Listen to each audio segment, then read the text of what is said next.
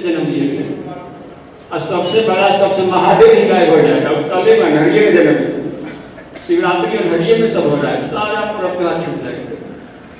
अंकों में ही हम लोग अपने आप को बांधिए, एक शुभ है तो दूसरा शुभ है, तो ऋषियों ने क्या किया, सारे तारीखों को पर्व त्योहार बना दिया कि इसका आनंद को कौन सा ही न बने।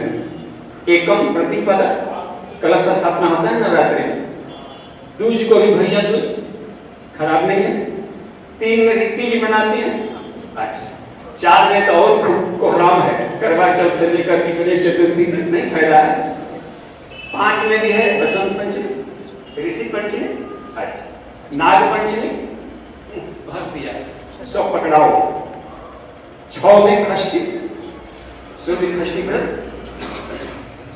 7 में भी आ जाता है सप्तमी, प्राण प्रतिष्ठा सारी मूर्तियों में सप्तमी को होता है, जितनी मूर्तियां रखते हैं दुर्गा जी का वगैरह सभी का। 8 में भी है गोपाष्टमी, जन्माष्टमी, हाँ दुर्गाष्टमी, अष्टमी है। 9 में भी है रामनवमी, घर है ना, कौन है। 10 में आ गया विजयादशमी, 11 में तो एकादशी, कोहराम चाहिए पूरी मार्केट में छाया हुआ, लेकिन साफ अपना मार्केट भाव बना लिया। 12 में भी होता है द्वादश बामन अवतार सब मनाए जाते हैं। 13 में भी है त्रयोदशी है, शिव जी वाला भी कालरात्रि आ जाता है। 13 में सब 13 ही अशुभ मान ले, देखिए खोपड़ी खराब हम लोग का, 13 को अशुभ मान ले, और 13 को ही धनतेरस होता है। अशुभ माने तो सारा धन गाय गरीब बनी सबसे शुभ है 13, धनतेरस। देखिए घर से आदमी थोड़ा सा कुछ न कुछ ले आते। 14 में अनंत चतुर्दशी है ना, अब 15 तक पूर्णमासी करके पहले से मौज मना, फिर अशुभ क्या लग रहा है ना, हम अपना आनंद को हर जगह किडनैप करके पैकेट में बांध करके और दूर रहे हर जगह देख जो पढ़ा लिखा है वो भी हो रहा है, अनपढ़ तो हो ही रहा है। पढ़ा लिखा कैसे कोई अनपढ़ जाके कह दिया, अभी ही कर रहे हैं पूजा पाठ, खरमास है, मालूम नहीं खरमास चल रहा है, अब लाओ अब खरमास का भूत पकड़ नहीं कहा तो नहीं पकड़ा, एक पकड़वा दिया भूत। एक दिन पंचांग में हम देख रहे थे खरमास क्या होता है, तो खरमास का बड़ा मजा है। खरमास चाहे तो खर माने खर कुआल, खर माने खर कुआल और मास माने महीना।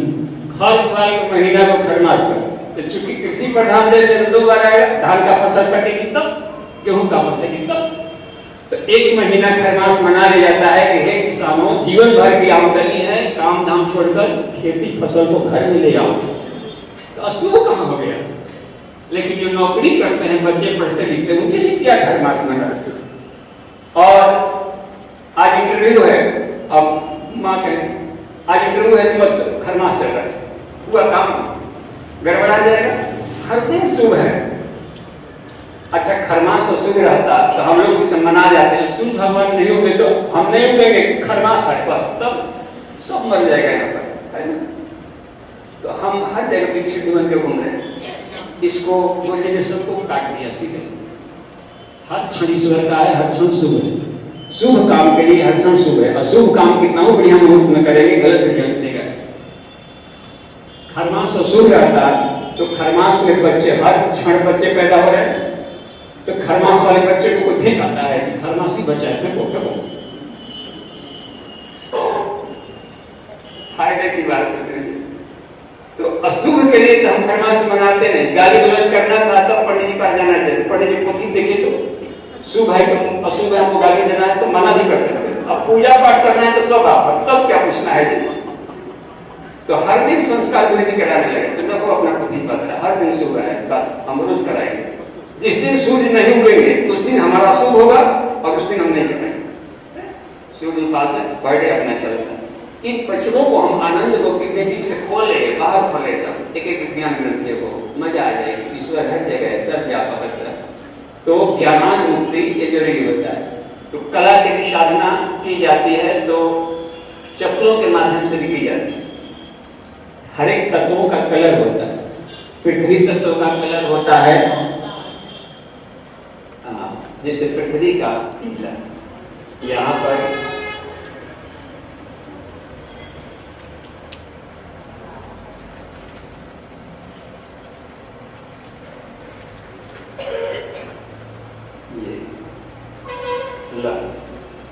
वम।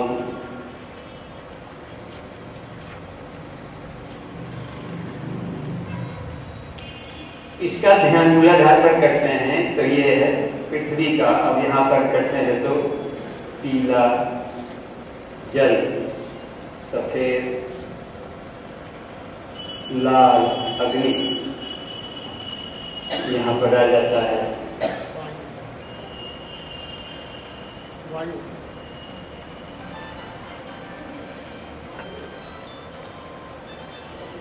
यहाँ पर आ जाएगा, इसका 10 हो जाता है। 1 2 3 4 5 6। अग्नि नीला एक यहाँ पर आ जाएगा।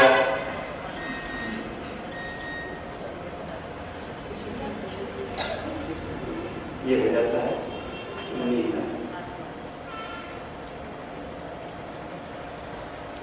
ये 5 तत्व हो जाता है और कलर से परे हो जाता है। तो ये कलरों की साधना में तत्वों का लाभ, पीला रंग कहा जाता है कि ये क्षमाशीलता वगैरह का गुण देता है। तो इस तरह के तरंगे ये लाभ लेनी हो तो वो लाभ दे सकते हैं और सारे कर्मेंद्रियों को मजबूत करता है ऐसी किरण। सफेद बालू की किरणें होती है तो सफेद सादगी देता है, वैसा उसको लाभ लेती है, ये दे देता है, थोड़ी सी उत्तेजना गर्मी पैदा करता है, ये चंचलता भी पैदा करता है और शुद्धि भी किया करता है प्राण का बल। तो नीला और पीला को मिला देंगे तो हरा हो जाता है। तो ये सब इसी कॉम्बिनेशन होते हैं जिसको हम लोग मिला जुला करके सारे रंग बनते रहते हैं मिलकर।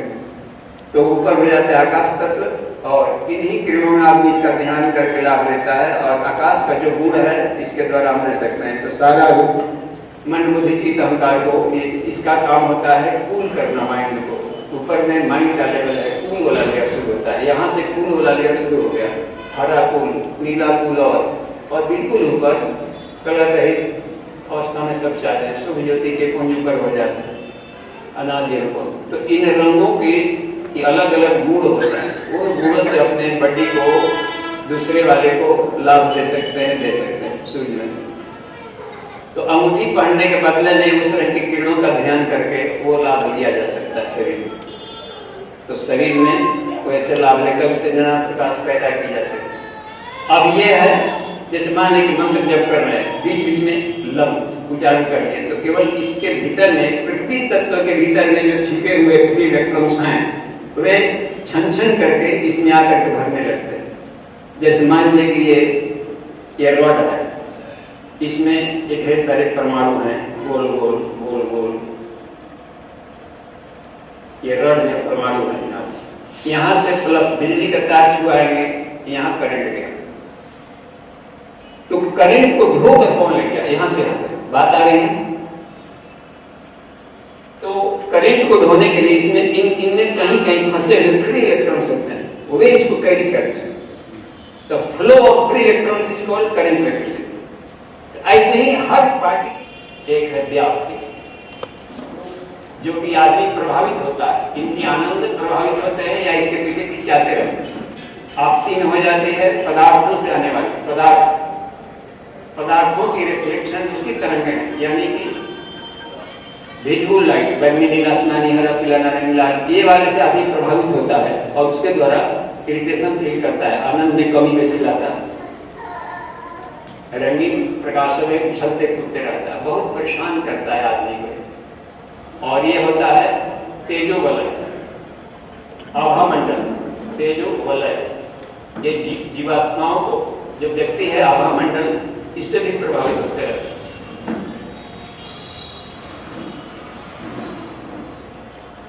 तो जीव जंतुओं से निकल करके आने वाली किरणें व्याप्त, पदार्थों से आने वाली किरणें आप, ये किरणें आनंद को यदि विचलित करती है, कॉम्प्रोमाइज करती है, तो इसका बाउंड्री से अपने को निकालना। कोई व्यक्ति जैसे विवेकानंद बोल रहे हो या कोई व्यक्ति स्पीच दे रहा हो, कुछ भी कर रहा हो, तो उसके आभा मंडल में जो तेजस्विता है वो उसकी अपनी नहीं है, ईश्वर की है। तो हम बिना अट्रैक्ट हुए उस व्यक्ति के ईश्वर प्रति अपनी श्रद्धा बढ़नी चाहिए। हम हर जगह ट्रैक से उतर जाते हैं। कोई वस्तु अच्छी लगी, मान लेते हैं कि इस वस्तु का अपना ओरिजिनल है, ओरिजिनल नहीं है, ईश्वर की किरण इस वस्तु से टकरा जाए तो हमारा लगाव, हमारा तनाव, हमारा ध्यान, एडिक्शन ईश्वर पर जाना चाहिए। इसको सिर्फ ड्यू रिस्पेक्ट कर दे सकते हैं, लेकिन एडिक्शन ईश्वर पर होना चाहिए। एक बार अखंड ज्योति में गुरुदेव इस मैंने उन्होंने अखंड ज्योति ने एक उदाहरण दिया था कि ये समुद्र में तूफान आया, सब लोग समुद्र के छोर से घर में भाग करके भागने लगे, लेकिन घर में एक व्यक्ति था सज्जन, उसके हृदय में ऐसा भूचाल आया कि अब हमें समुद्र की तरफ जानी चाहिए, उल्टा, और तेजी से सामान समेट कर दौड़ते हुए समुद्र की तरफ गया। बाकी लोग दौड़ते भाग रहे थे और एक साधक दौड़ते हुए समुद्र की तरफ जा रहा था। उसको खुद नहीं पता चल रहा है कि हम किसके द्वारा दौड़ाए जा रहे हैं, क्यों जा रहे हैं।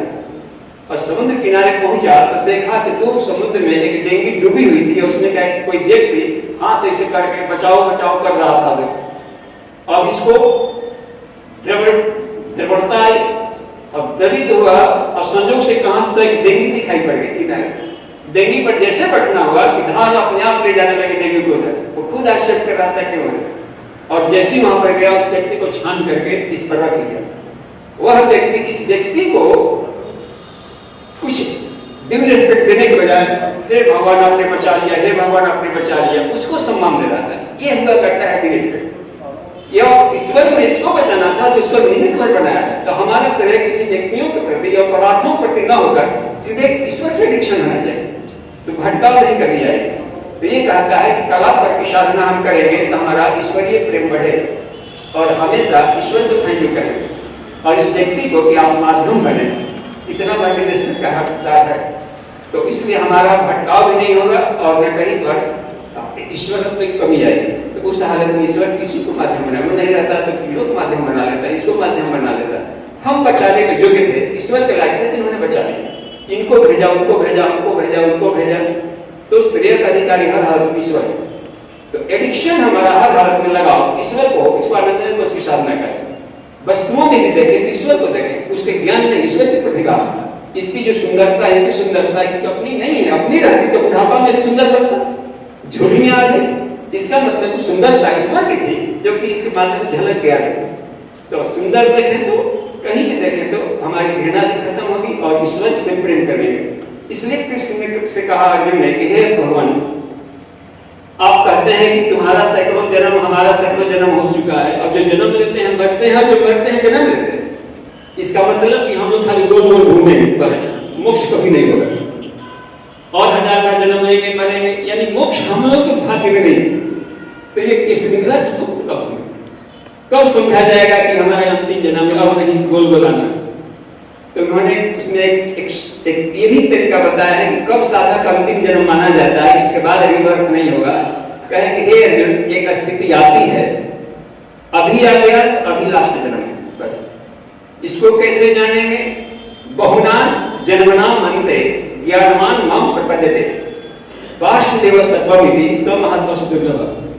जिस जन्म में तुमको ऐसा बुद्धत्व हो जाए कि हर एक परमाणुओं में हर जगह सिर्फ ईश्वर की सत्ता के सिवा और कुछ नहीं है, तो समझो कि वह जन्म तुम्हारा अंतिम जन्म है, न पुनरावर्तते न पुनरावर्तते। इसलिए यह अनन्य कोश की साधना कोई भी पांचों कोशों के लिए बोधता है।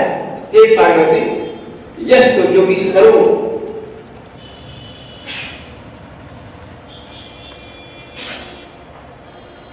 इन कोशों को कहा है कि वेदान पंचकोशान सतीर्थवा भवसागरम बंधने भ्यो विमुच्यते। वह भवसागर को पार करते हुए बंधनों से मुक्त हो जाता है। तो यह बात थी। तो यह अनन्य कोश की साधना में हमें एक कला की भी साधना करनी पड़ती है कि हर एक कलाओं में, हर जगह में, हर मोड़ पर, हर वस्तु में उसको हम लोग देखें। अच्छा, कला में भी तरह तरह के कला इस्तेमाल होते हैं। 14 कला का होता है, 12 कला होता है, 16 कला होता है, 24 कला का होता है। ये कलाएं क्या है? तो मुझे लिखा है कि जो आभा मंडल था इसकी किलोग्राफी करते हैं, इतना वाटेज का बल्ब, इतना वाटेज का बल्ब, तो इतनी आभा मंडल तेजस्वी लेकर वो इतना फोकस करके गया। तो एक सामान्य आदमी से उतना गुना अधिक। एक देव मानव के भी अपेक्षा इतना बुद्धि तेजस्वी लेके आता है कि सभी को देव मानव बना सके, लाभ ले सके। वो उस हालत में कल आया है, कितने पोटेंशियल का इल्यूमिनेशन। ऐसे तो वास्तु कला, नृत्य कला, संगीत कला, ये भी कलाओं के नाम में आ जाएगी। तो कलाएं हर फील्ड में इस्तेमाल की जाती है, और जो साधक को अट्रैक्ट करता हो, विचलित करता हो, आनंद देता हो, तो आनंद देने वाली सारे उठा पटक तरंगे किरणें सब कला में आ जाती है। तो हमें इन कलाओं के बंधनों में न पड़कर इन कलाओं में झिलमिलाते हुए ईश्वर की चेतना को देखना चाहिए। तो कोई भी कला बाधक नहीं। एक बार हुआ क्या कि महर्षि पतंजलि के गुरुकुल में कुछ बच्चे जो स्वाध्याय कर रहे थे, तो एक नाच मंडली आया था, नर्तकी का नाच हो रहा था। तो उसमें से सारे छात्र तो नहीं गए थे, बाकी लोग अन्य लोग देख रहे थे। गुरुकुल के कुछ छात्र भाग करके चले गए, जिनको पढ़ने पढ़ाने मन नहीं लगता था। उसमें से कोई पीछे बैठ करके हर जगह उठ रहते हैं, हर क्लास में, हर युग में रहेंगे वैसे लड़के। तो जा करके देख रहे थे, अगला लाइन पर कहीं कोई सीटी हो जाते थे, खूब मगन थे देखने का।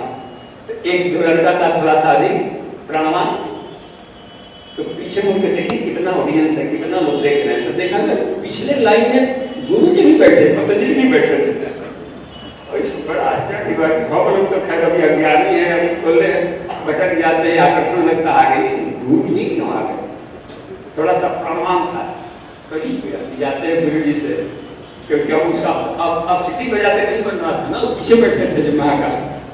तो करीब आगे कहा कि से बात ऐसी है गुरु जी की, से हम लोग तो बच्चे में आ गए हैं, लेकिन से आप नहीं रहते तो और हम लोग अच्छा लगता से आप क्यों आ गए? तो उन्होंने इसका बल बढ़ाया, कहे कि बेटे ईश्वर रसमय है, रस को देखना खराब नहीं है, रस को देखकर विपरीत होना खराब है। मजा आ गया, खूब मजा आ गया। संसार के सारे सुखों का रस ले, लेकिन वह रस हमारे भीतर विकार पैदा न करे, हमारी चेतना को डिस्टर्ब न करे, क्योंकि ईश्वर ही हर जगह रसों के रूप में, आनंद के रूप में प्रफुल्लित हो रहा है, कर रहा है। तो कोई कैसों भी आनंद ले रहा है, तो हम उसके आनंद में अपने आनंद को जोड़ लें तो भी मस्ती आ जाएगी। और इसलिए इधर भगवान बुद्ध मर रहे थे तो आनंद वगैरह छाती पीट रहे थे, और उधर स्वर्ग लोक में नगाड़ा बज रहा था कि डिप्रेशन खत्म हो रहा है। तो यदि यहाँ वाले लोग उसके आनंद में अपनी मस्ती को जोड़ देते, ये भी खुश हो जाते। तो आनंद ने कोशिश का हर तरह के द्वैत को हटाना, ये मजा आ जाती है। तो इसको अभ्यास करके हमें अपने जीवन में धीरे धीरे इसको एडजस्ट करनी पड़ती है, इंद्रियों को, टेक्निक को, आर्ट को, जोड़ने को, वो करने को आती है। ठीक है, तो एक तुरीयावस्था है, मन को सभी तरह के विचारों से खाली कर देना, शून्य लय समाधि एक तरीके से। तो उसमें मस्ती ही मस्ती आ रही है। तो अब कुछ पूछना है तो पूछ लीजिए, क्योंकि अब समझना है क्लासेस को। असल में ये क्लास 1 महीना का यदि चले, बहुत चीज हम नहीं बता पाए, तो उसको जरूरत पड़ती है साधनाओं के क्रम में। तो वो धीरे धीरे होगा। अभी तो लग रहा है कि माथा से ऊपर भागने लगा, इसलिए भागने लगा कि नीचे वाले जो थे उद्देश्य अन्य उसमें शरीर जो जकड़न थी वो धीरे धीरे खत्म होगी। तो चित्त शुद्ध होगा तो सारी बातें शुद्ध होने लगेगी, क्योंकि बेकार नहीं गया है, आकाश में दौड़ रहा है। कभी भी करे साधना तो अर्थ खींच लेगा, वो आकाश में जाता है तो वो उड़ते रहता है। तो आकाश को शुद्ध किया जा रहा है इस तरह के विचारों से, ताकि विश्व में कहीं भी लोग हो तो उसको पकड़ में लेकर के लाभ ले सके। तो वो ये बात होती है। और यदि मन का निग्रह होने लगे, ठीक, तो उसके बाद क्या स्थिति होती है? तो मन के ऊपर निगरानी कोश होता है, मनोमय कोश में मन को निग्रह किया गया तो उसको आत्मिक की तरफ लगाता है। इस शरीर के भीतर में ईश्वर की महान महत्ता को खोजना, ढूंढना, तलाशना, निखारना, लाभ लेना और किसको लाभ देना। तो उस मन को ले जाना पड़ता है अचेतन मन की तरफ, अपने जन्म जन्मांतरों के कुछ संस्कारों को ढूंढ करके निकालना पड़ता है, अच्छे संस्कार डालने पड़ते हैं। और चेतन की सफाई, सुपर चेतन की जगह इस कॉन्सेंट्रेटेड माइंड को करना होता है। तो उसमें आगे बढ़ती जाएगी, आनंद में, विज्ञान में दिशा में ले जानी चाहिए हमें। शक्ति साधना में शुंभ निशुंभ महिषासुर आदि के बारे में बताया। ये तो विजयादशमी के समय में इसकी बात आती है कि कहीं कहीं जो नवरात्रि आने वाला है, तो कहीं कहीं नवरात्रियों में भी दुर्गा सप्तशती का लोग पाठ करते हैं।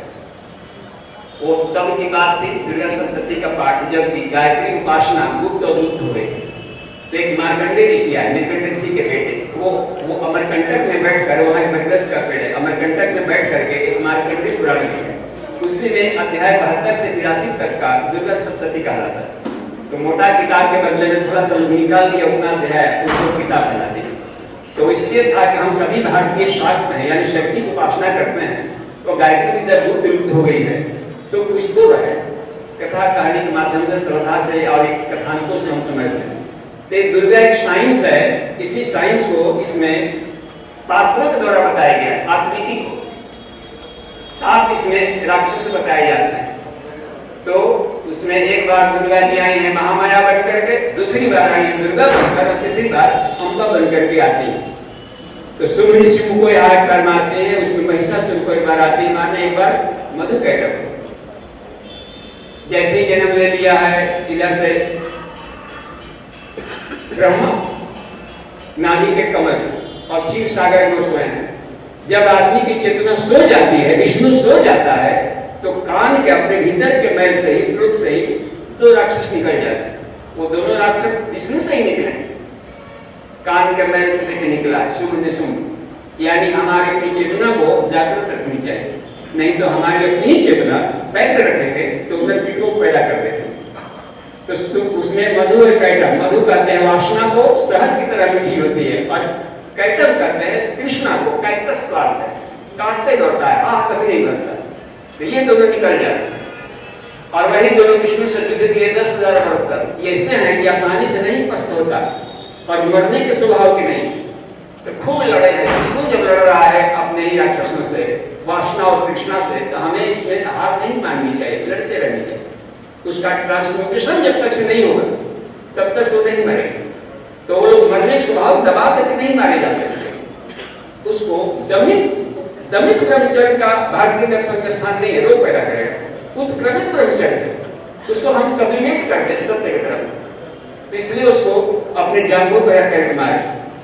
और वो भी लड़ते लड़ते जब दोनों खाने के लिए दौड़ गया था ब्रह्मा जी को, कुमार बोका है खा लेते इसे, तो वहां से वो चिल्लाए थे कि बचाओ बचाओ, तो अपने भीतर से आत्मशक्ति वहां पर बन करके महामाया आती। तो कोई उपाय कीजिए। तो वहां में क्या करती है कि उसको दिखाई पड़ने लगती है, जो सोया हुआ देखती है, तो उसी को लात मार के जगाओ, वही फिर युद्ध शुरू हो जाता है। और इसके खोपड़ी में अब पस्त हो जाते हैं दोनों लड़ते लड़ते, और कहते हैं विष्णु से कि तुम तो बहुत अच्छा लड़ाई करते हो जी, इतना लड़े हो 10,000 वर्ष तक, हम लोग इतना चौकी और मालिश बढ़िया कर दिया कि मीठी नींद आई, वरदान मांग। वही कहा कि पट्टा मांगो विष्णु से, क्यों वरदान मांगे? कि बोले कि हम देते हैं, वरदान लेते नहीं, हम देने वाला। अरे मांग लिया, बड़ा मजा आएगा, मांग लो वरदान, हम लोग बहुत आज खुश हैं। अच्छा ठीक है, वरदान देना चाहता है मित्र लोग, हमको एक ही वरदान दो कि तुम लोग हमसे मराओ, तुम लोग हम ही से मराओ, बस यही वरदान दे दो, हम तुमको मारने में सफल हो। ताकि हम लोग मरने के स्वभाव के तो नहीं है। अच्छा फिर भी कोई टेक्निक बताते हैं कि तुम्हारा कैसे क्या होगा। तो देखा कि कैसे क्या, हर जगह जल ही जल था। कहा कि ऐसे करो कि जहाँ पर जल न हो वहां पर हमको मार सकते हो, हम लोग मरेंगे नहीं, सो जाएंगे, बेहोश कर दो, सो जाएंगे। ट्रांसम्यूटेशन वाली कला। तो जंघाओं पर रहकर, क्योंकि जल के साथ स्थान जंघाओं पर रहकर, यानी बीज की शक्ति को उत्क्रमण करने की क्रिया होती है, और अब जाकर के उसको उत्क्रमण तरफ ले गए और उस काम शक्ति को ज्ञान शक्ति में रूपांतरित किया। यही बात। इसी तरीके से कृष्णा वगैरह सभी ज्ञानात्मक होते हैं, उसको हल कर लेना पड़ता है। दूसरी बार में फिर आ जाता है ना, वो महिषासुर में आ जाते हैं, और उसके भी 7 थे, चिक्षुर, चामर, उदग्र, महाहनु, असीलोमा, भास्कर, पीड़ालाक्षी, ये सब अपनी चेतना के विभिन्न परतों के सब आयाम हैं। जैसे ही आप उस शक्ति का भेद करेंगे तो जो पहले वाला होता है स्वार्थ भाव, चिक्षुर, अपने पति पत्नी 2 बच्चे, पत्नी पत्नी 2 बच्चे, क्या करते, किसी के लिए कमाएंगे, किसी के लिए खाएंगे, किसी के लिए मरेंगे, किसी के लिए सड़ेंगे, थोड़ी दायरे में है, बंधन कहलाता है। चिक्षुर, कितनी दूरी में सोचना है, और हमको निचला जन्म मिल जाएगा, कीड़े मकोड़े जैसे थोड़ा सा मिलने लगता है। जहां विराट चेतना करेंगे तो हमारी भी योनियां कुछ ऊपर जाने लगती है। तो समाज, परिवार, इकोलॉजिकल बैलेंस विस्तार करने लगा, तो चिक्षुरपन को हटाना पड़ता है, सीमित चामर यानी किसी भी व्यक्ति को चमड़े को देखकर प्रभावित ना हो, चमड़े को देखना, अवगुणों को देखना, अन्य को से प्रभावित होना चामर कहलाता है। तो ये सारी अपने भीतर की कमजोरियां हैं, चेतना है, जिसको हमें ब्लास्ट करना पड़ता है। उदरता के रूप में बिहेवियर में जब आ जाते हैं, महाहानि, दूसरों पर उपहास उड़ाना, जबड़े बड़ा होना, इस सब को महाहानि कहा।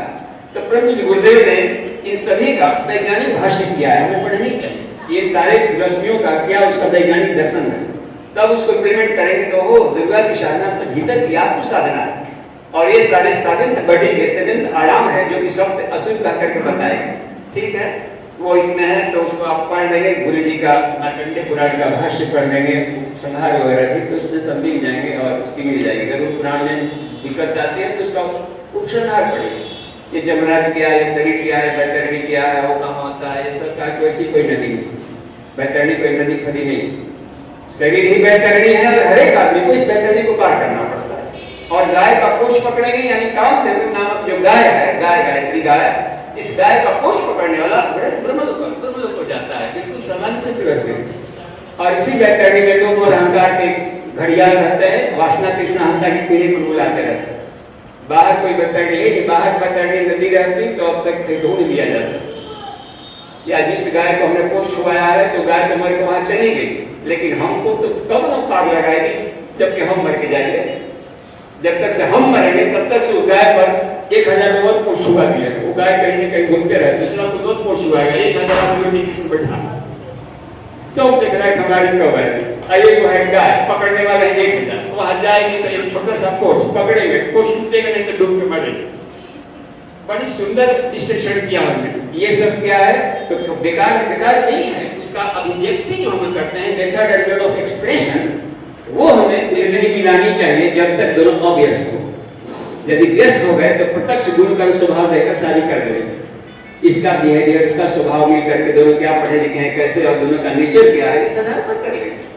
जो बनना था सो बन गया, इसलिए उसमें ये कहने और वो कर लिए जाते हैं। क्योंकि जो इसमें आप देखिएगा तुलना कुंडली के एक निकला है किताब, वहां से ज्योतिष पीयूष है ना किताब निकला है ब्रह्मचर्य का। तो हम भी इसको खरीदने जा रहे थे, इसको खरीद के रख लेता है। गुरुदेव ने केवल फलित ज्योतिष को सीधे काट दिया, केवल गणित ज्योतिष मानते, लेकिन अब उसमें कुछ फलित की बातें दी गई। तो बाद में प्रकाशित हुई अभी, तो उसको पढ़ रहे थे कि देखिए क्या क्या लिखा है। तो अंतिम पेज पर एक श्लोक था, वह श्लोक था कि योग मुहूर्त दोषावा ये अति अमंगलकारिणा भस्मताम यान्ति ते सर्वे गायत्री के विशेषता। जितना भी योग मुहूर्त दोष वगैरह होता है कितना हो अमंगलकारी है, लेकिन ये सारे के सारे गायत्री महामंत्र के प्रचंड तेज से भस्म हो जाते हैं। किताब को रख दिया चल पड़े, तो वो गायत्री साधक के लिए सब कुछ भस्म हो जाता है। और इतना हो अनगढ़ जोड़ी हो, एक भी एक किस्म का दोनों पार्टनर में से प्रज्ञावान है, तो किसी से भी दोस्ती आजीवन करें, कभी को जन्म तक करेगा, वो तो आपसे समझदारी थी। अनेकों की पत्नियों से खांचा नहीं बैठा, सुकरात की पत्नी से सुकरात का खांचा नहीं बैठता था। एक बार पानी मांगने और 2 को बैठ करके अपना परमात्मा कर रहा था, और पत्नी को किचन से बोला कि लोग पानी मांगे। उनको एक बार क्रोध जगा, काम का धाम आत्मा परमात्मा वही काम को बिठा लिया है हिंदू को, और पानी मांगना है बदल जब यहाँ से नहीं ले रहा है, नानी का पानी लेने पर किताब, हाँ अब करो आत्मा परमात्मा। एक बार बाजार में, बीच बाजार में दिखे मुझे कि कपड़ा पसंद आ गया पत्नी को, और उन्होंने कहा कि नहीं ये ठीक नहीं है, वो ठीक है, ठीक वो फाड़ देंगे, आपका सब ठीक ठीक हमारा सब खराब करो। कुछ स्टूडेंट से गए पूछने के लिए, ऐसा शादी करना है तो उन्हीं से पूछा जाए कि शादी करनी चाहिए कि नहीं, अनुभव है बेचारा का बढ़िया। शुक्रात के पास गए, पूछा कैसा आप बताइए उन्होंने विवाह करे कि नहीं करे, तो इतना गजब का जवाब था, कहा कि भाई नो लाइफ विदाउट वाइफ, पत्नी के बिना तो जीवन नहीं चाहिए। क्या बोल रहे हैं, यदि खांचा बैठ गया तो धरती पर स्वर्ग है, और खांचा नहीं बैठा तो घाटा में नहीं रहोगे, शुक्रात तो बढ़ ही जाओगे। ये रहता है अपना आनंद कैसी बड़ी करिएगा, तो वो हर हालत में आदमी को मस्त रहना चाहिए, और उसके नेचर से एक दूसरे को इंजॉय लेते हुए दोनों शानदार जीवन जी सबका लेकर के शानदार बने। कबीरदास का, इनका, उनका, सबने, तुलसीदास का, सबने वही बात किया। सब देखिए कितना धन्य है। कालिदास के पत्नी ने धक्का दिया था पहले ही रात को, सुहाग रात के दिन, अरे क्या गया, धक्का दे दिया। धक्का दिया तो बेचारा कालिदास चौकट पर गिर पड़ा, दो दांत टूट गया और रोते जा रहा। तो गांव वाले बड़ा कमेंट करते, हाँ कैसा लगता है पत्नी का भाग। कहा कि हम इसलिए नहीं रो रहे हैं कि हमने पत्नी ने धक्का दिया और दांत टूट गया है की वजह से, हम इसलिए रो रहे हैं कि काश हम भी पढ़े लिखे होते तो एक उत्तम विद्या घर में शिक्षक एकदम नहीं पढ़ रहे होते। और निकल पड़ा अध्ययन के लिए, पढ़ करके आया। जब आधी रात्रि को दरवाजा खटखटाया था, ये तने द्वारों का पाठन दे संस्कृत में बोले तो खोल करके इनके चरणों पर गिर पड़ी थी। ये हुआ करता है तब, और दोनों का जीवन शानदार होकर के विश्व में चमका दिया। तो हर हालत में हमें ये इसको कोई वैल्यू नहीं देते थे। तपस्या कर लो, जब तक कर लो, बुद्धि को बढ़ा लो, किसी के साथ कहीं खांचा बढ़ जाए और उससे हम करें।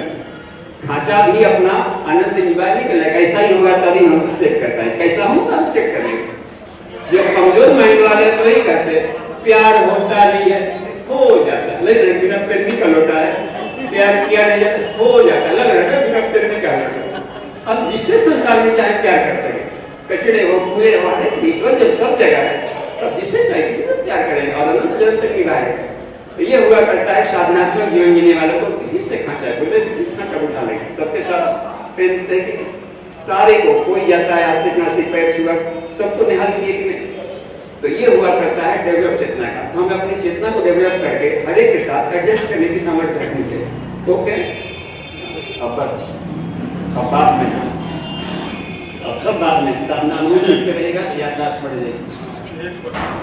हाँ, जैसे ये हमारी पंचकोशीय साधना जी, डिफरेंट स्टेजेस से हम आनंद में कोष में पहुँचे, तो तब भी हमें स्वतः ही प्रयास करना पड़ेगा। जैसे आपने बताया ये कलर दिन एंड में आए ना, इनमें भी नहीं बचना चाहिए, तो स्वतः ही ज्ञान हो जाएगा। फिर भी हमें प्रयास करना पड़ेगा। पंचकोशीय में अगर एंड में आनंद में पहुँचे तो स्वतः ही वो आनंद ही आना चाहिए। हाँ, स्वतः, क्योंकि उसका गुण है। जैसे मान लीजिए किसी चक्रों की सफाई धुलाई हो रही है तो ऑटो सिस्टम से स्वतः सूक्ष्म जगत से संपर्क बना लेता है। प्रयास अपनी तरफ से तो शायद ना करना पड़ेगा। अपना तरफ से प्रयास, तो जब हाथ पांव और बुद्धि दिया है ईश्वर ने, तो उसमें टेक्निक बता दिए तो उतने भर प्रयास करना है। जैसे सफाई होती जाएगी तो चेतना की जो शुद्धि होगी वो ऑटो सिस्टम से काम करता है। हाँ, अपने आप जुड़ जाएगा। तो खुलते ही जैसे कि बल्ब जला है, आपने स्विच दबाया लेकिन रोशनी तो पंजों से निकल गया, खोला, रोशनी निकल गई तो अपने आप प्रकाश देना शुरू कर देगा। सिस्टम चालू कर दिए तो काम करने लगेगा। अपना काम है सिस्टम को चालू करने वाला, एक्टिवेशन खाली करते, बाकी सारा ऑटो सिस्टम है भीतर का, ऑटोमेटिक चलते रहता है वो। और पूरे संसार चक्र की स्वसंचालित प्रक्रिया लिखे किताब। ठीक है, शांति पाठ कर लेते हैं और उसको समेटने का उपाय किया जाए। सत्र को फिर कभी मिलेंगे इसी मस्ती में। हो गया है मान आधा घंटा। तो शांति शांति शांति शांति वनस्पतयः शांति विश्वे देवाः शांति ब्रह्म शांति सर्वगुण शांति शांतिरेव शांतिः सामा शांतिरेव। ओम शांति शांति शांति सर्वारिष्टस्तु शांतिर्भवतु। बोले प्रभु गुरुदेव की जय, ब्रह्मणी माता जी की जय, समस्त देवताओं की जय। ओम शांति। इस बात पे और आप समेटने के लिए जो परम पूज्य गुरुदेव ने हमारे लिए सरस्वती बनाया था, आदरणीय श्रद्धेय लाल बिहारी बाबू जी के माध्यम से मिलेगा। हम समझ सकते हैं पूज्य गुरुदेव की गहराई के बारे में थोड़ा परिचय ले सकते हैं श्रद्धेय लाल बिहारी जी बाबू जी के ज्ञान से। इसके बाद में 5 दिन तक हम सभी ने ये साधना की कक्षा को अटेंड किया। 5 दिन तक हमने जिस भी हमारा जो भी स्तर था उस स्तर के अनुसार हमारी प्रगति हुई, हमारा ज्ञान वर्धन हुआ। तो हमारे क्या अनुभव रहे, आइए हम सब लोग मिलकर अपने अपने अनुभवों को बांटते हैं, शेयर करते हैं। तो वैसे तो हम सभी लोगों के अनुभव बहुत ही अच्छे रहे होंगे, लेकिन कुछ भाइयों को बहनों को यहाँ पर बुलाते हैं क्योंकि सबके द्वारा अनुभव यहाँ पर बोल पाना संभव नहीं है। तो कुछ भाइयों बहनों के द्वारा हम लोग चाहते हैं कि हम लोगों को क्या अनुभव रहे उनको व्यक्त करते हैं। तो सबसे पहले मैं आमंत्रित करता हूँ, निवेदन करता हूँ श्री अरविंद शर्मा जी से।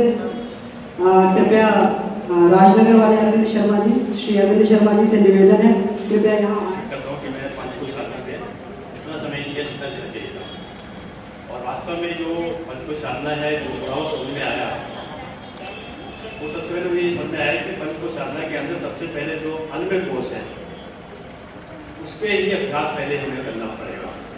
तो कल बात हो रही थी, जैसे आपने 10 वर्ष तक अन्न का में नमक और मीठा छोड़ा, एकदम तो हम नहीं छोड़ सकते।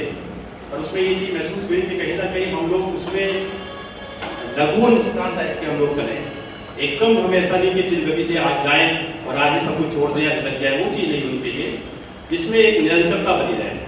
क्योंकि जो बनाया आपने जिसमें निरंतरता है, जिस प्रकार से पत्थर होता है, पत्थर पे अगर पानी डाला तो एकदम बह जाएगा, और अगर लगातार उस पर बूंद बूंद पानी पड़ता रहेगा तो वह गड्ढा कर देगा।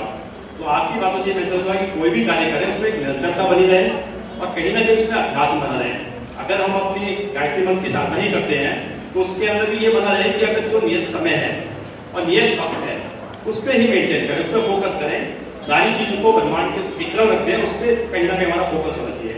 बाकी तो साधक हैं और कोशिश करते हैं, बाकी गुरुदेव के साथ है। और अंत में मैं ये कहना चाहूँगा आपसे, साथियों, गुरुदेव ने एक बात कही है कि ये युग परिवर्तन का समय है। अब समय ये आ रहा है कि युग परिवर्तन कैसे होगा, क्योंकि जब हम चारों तरफ निगाह देखते हैं तो कहीं ना कहीं हमें जो है भ्रष्टाचार, अनीति, रोष और दुर्गम बहुत सी चीजें महसूस होती हैं। तो इसमें सबसे पहला जो काम होगा तो एक ही चीज काम करेगा। तो गुरुदेव का सूत्र है कि अपना सुधार संसार की सबसे बड़ी सेवा है। तो गुरुदेव ने कहा है कि बड़ा अच्छा सूत्र है गुरुदेव का कि हर एक ने सामने वाले को दोषी, हर एक ने सामने वाले को दोषी, अपने को निर्दोष ठहराया, किसी ने अपने आप से शुरुआत नहीं करी। हमको जो भी करना पड़ेगा वो अपने आप से शुरुआत करना पड़ेगा, क्योंकि सामने वाले पे हमारा कोई बस नहीं चलता। हमारा अगर बस चलता है तो वो अपने आप पे चलता है, जो भी हम शुरुआत करें वो अपने आप चलती है। एक क्रांतिकारी हुए थे रोशनलाल मेहरा, कहानी तो बहुत लंबी है पर मुझे उसकी 2 लाइन बात बड़ी अच्छी लगी। उन्होंने कहा कि करना चाहिए और होना चाहिए, इसमें 98% लोग होंगे, बल्कि मैं कहूँगा 99 होंगे, परंतु इसके अंदर ये होना चाहिए क्या है में कितने लोग हैं वो देखना पड़ेगा, क्योंकि कभी तो शुरुआत करनी पड़ेगी, वो अपने आप शुरुआत करनी पड़ेगी। मैं थोड़ा सा एग्जाम्पल देता हूँ आपको। मेरी बिटिया की शादी नहीं हुआ और 2 मार्च की थी। हो सकता है काफी लोगों को नहीं बुलाया होगा, कोई बात नहीं, सब काफी लोगों को। मैंने बहुत उत्सव में किया, बात 200 गाड़ी दिए मैंने, और मैंने इस बात को नहीं सोचा कि कौन लोग नाराज होंगे कौन होंगे, पूरा सूक्ष्म रूप करने की कोशिश करी।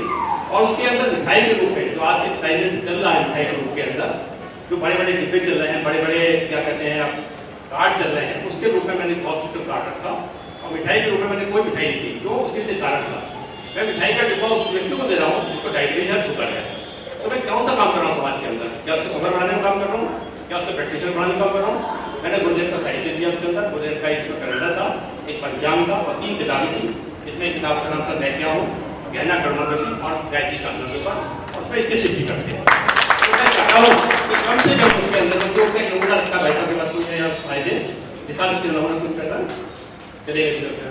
तो उस तरह से अगर हम लोग गायत्री परिवार के लोग हैं तो हम छोटा छोटा काम शुरू करें, हम बड़े कामों की इच्छा न करें कि हमें ये करना है वो करना है, छोटा करें समाज में। क्योंकि समाज में छोटी सी कहानी है, बात लंबी रहेगी। एक व्यक्ति समुद्र के किनारे जा रहा है तो देख रहा है कि जो समुद्र की लहरें आती हैं तो मछलियाँ ऐसे आई वो तड़पने लगती हैं।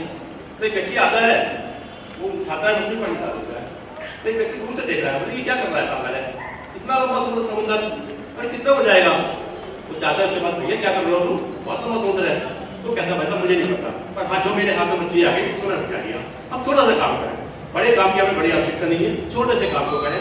दो उदाहरण देकर अपनी बात को समाप्त करता हूँ। अभी मैंने सुना कि जिस दिन बॉम्बे के अंदर कोई कैंसर हॉस्पिटल है, तो कोई व्यक्ति उसके पास गया, अपने थोड़ा मकान था उसका, 2 बेड पर कहते ये कौन लोग हैं? बड़े साहब मैं नहीं जानता। बोले क्यों? जो आपके घर में रखे तो आपको जान दोगे? बोले मैं नहीं जानता, मैं कैंसर हॉस्पिटल में गया था, वहाँ लोगों को देखा कोई बेचारा बीमार है जो है, और जो उसके सहयोगी हैं वो कहीं ऐसी व्यवस्था नहीं कर पा रहे हैं कि कहीं होटल या कुछ ले रहे हैं। मैं उनको निभाना है 4 दिन के लिए यहाँ रुके हैं, फिर जब चले जाएंगे तो बढ़िया होगा। तो जरूरी नहीं कि हम बहुत बड़े बड़े हॉस्पिटल खोले, बड़े बड़े चीजें खोले, छोटा सा काम करने शुरुआत करें, छोटे से